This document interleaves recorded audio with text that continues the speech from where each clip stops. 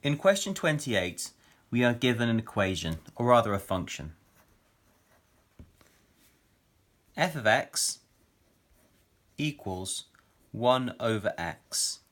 We're also told that x is not equal to 0. Otherwise, 1 divided by 0, we get a black hole. The instruction in part A is to sketch the graph, not of this, but of a transformation of this, f of x plus 3. Note the plus 3 is outside of the brackets.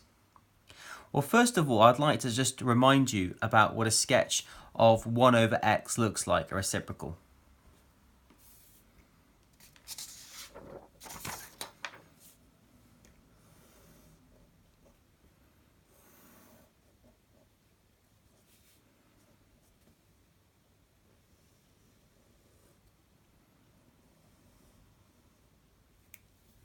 In this graph, we disappear off to infinity here and negative infinity down here, and this curve never quite reaches the x-axis. That's an asymptote. We normally show that with a dotted line, but since it's on the x-axis, we wouldn't be able to see it. So what we're going to do is we're going to transform this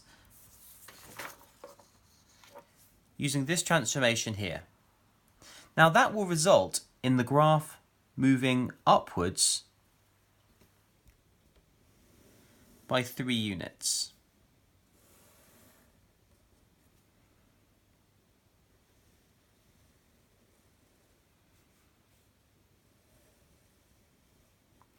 There'll be an asymptote no longer on the x-axis, but on the line y equals 3. And in fact, we are asked to state the equation of this asymptote, but it says of both asymptotes. There's also a vertical asymptote at x equals 0. In part B, we are asked to find the coordinates of the point where this function crosses a coordinate axis, and that's shown here. So I'm going to try and solve for where that point is.